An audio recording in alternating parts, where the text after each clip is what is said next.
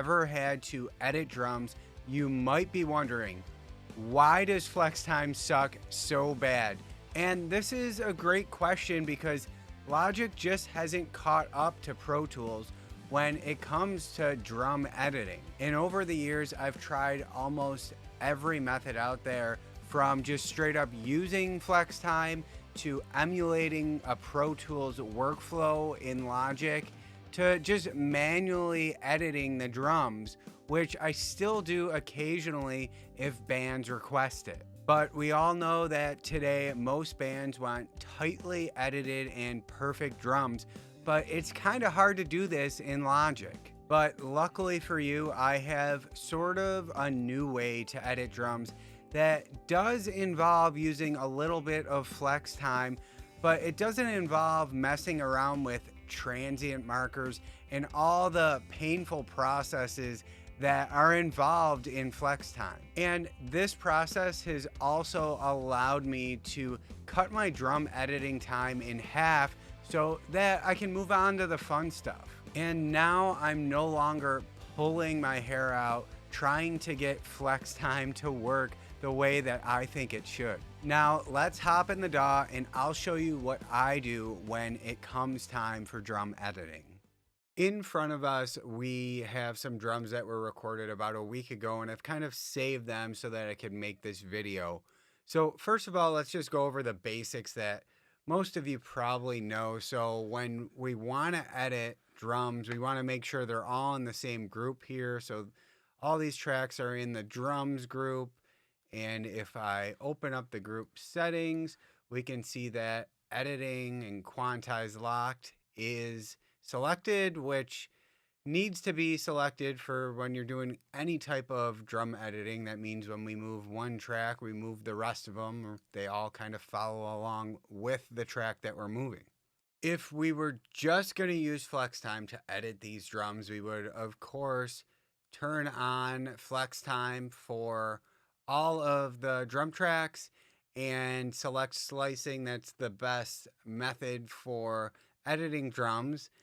And the thing here is this is where it gets a little bit time consuming. What someone would normally do here is select the drums that we want to use for editing, which in a lot of cases is the kick and snare. So we would turn off the cue for all of the tracks that we don't want to edit by. So let's just edit by the kick in. So we'll take off the kick out, and then we'll use the snare top. So we'll leave the cue on for that.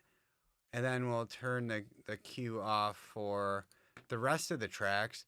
Now, this means that we are going to use the snare top and the kick in to edit. So this would mean that now we should only have transient markers for the kick and the snare. And those transient markers we could then move to wherever we want to put the drummer on beat. But as we know, that's not the case. The Logic algorithm picks up a lot of the other transients from the rest of the drum kit, which kind of stinks.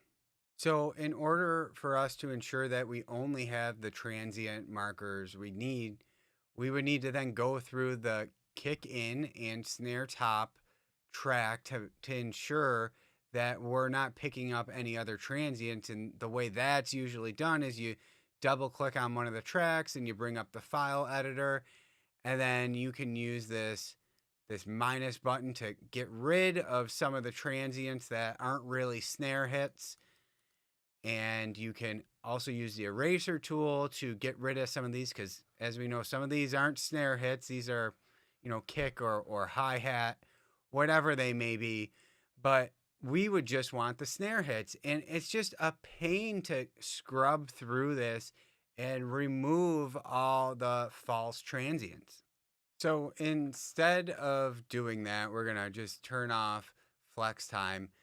And what I'm going to do is I'm going to make a copy of this kick and snare track, and we're going to throw in some triggers. So that's one thing. You do need some type of trigger program to edit this way.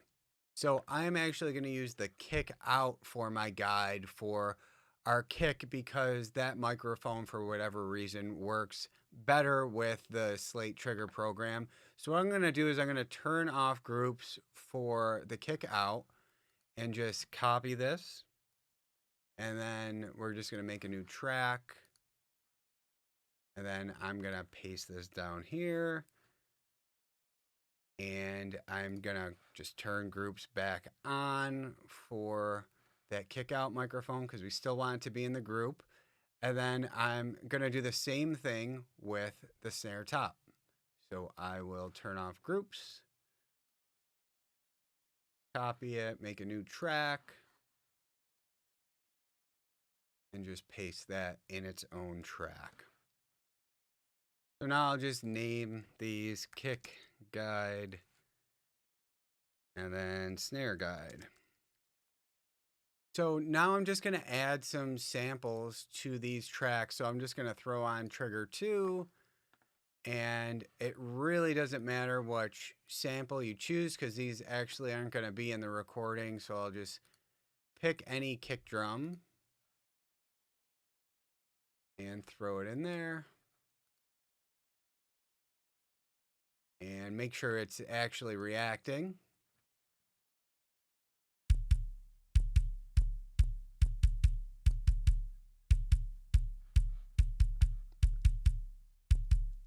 There we go. And then we'll do the same for the snare drum.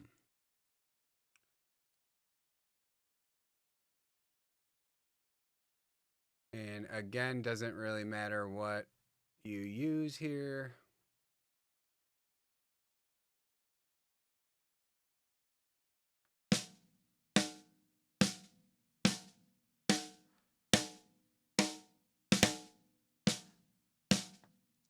All right. So we should be good now. And now what we're going to do is actually bounce these tracks as WAV files. So I'm going to take this kick guide and I'm going to say bounce regions in place.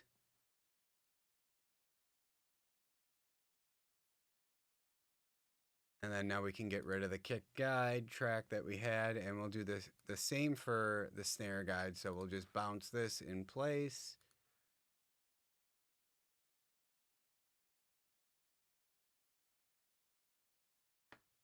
And again, we can get rid of our snare guide.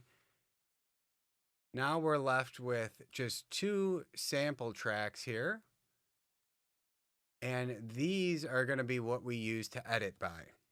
So now we can actually add these 2 tracks that we've created to the drum group.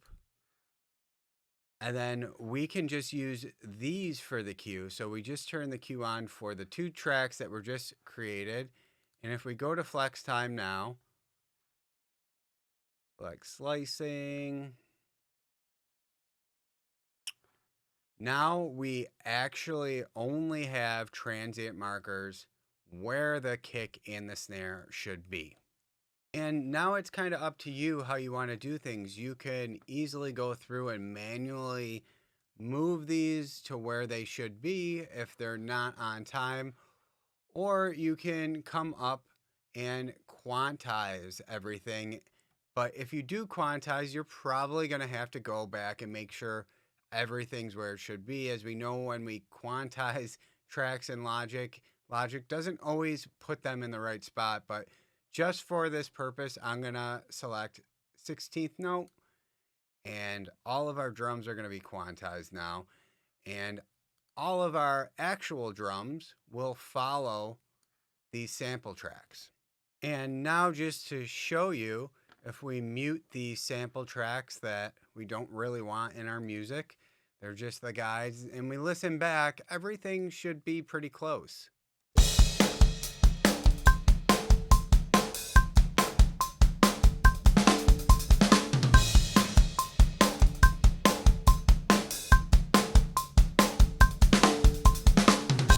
And for that small section of the song, everything is perfectly on beat.